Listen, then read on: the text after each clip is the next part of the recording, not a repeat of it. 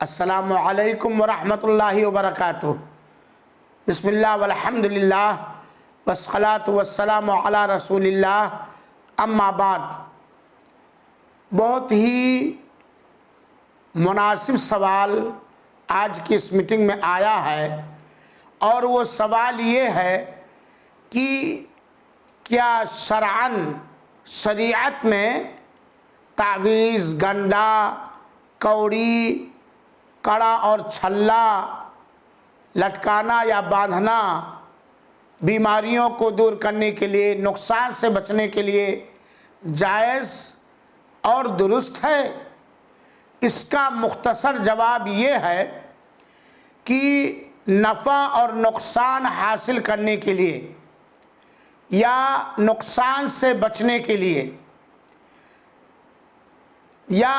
روگ اور بیماری کو دور کرنے کے لیے یا صحت وغیرہ حاصل کرنے کے لیے یا کوئی خیر اور برکت حاصل کرنے کے لیے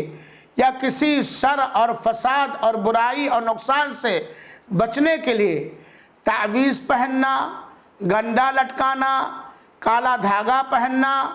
کڑا اور چھلا پہننا، کوڑی پہننا یا گھروں میں لٹکانا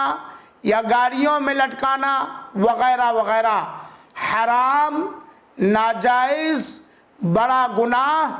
بلکہ شرک ہے، کیونکہ اللہ تعالیٰ نے قرآن مجید کے سورہ انعام کی آیت نمبر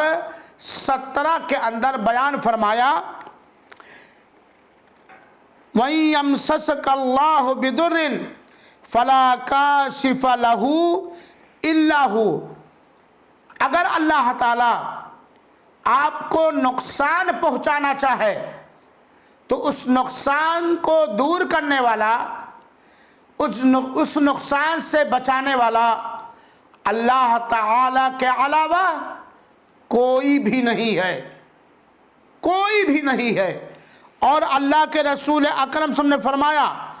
من علق تمیمتاً فقد اشرک، اور یہ مسند احمد کی صحیح روایت ہے کہ جس شخص نے